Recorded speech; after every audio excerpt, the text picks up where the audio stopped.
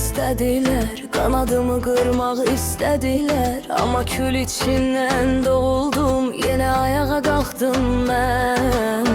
Ne kadar taş atsalar da yolumdan döndürebilmediler. Karanlık geceler geçti, ışığımı söndürebilmediler.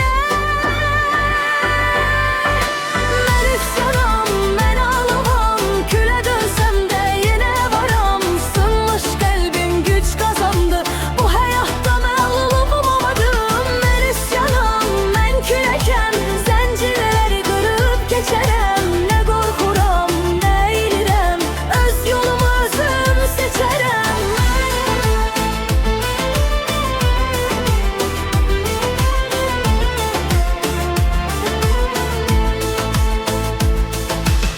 Gözyaşlarım daş olubdur, dertler məni sərt edibdir.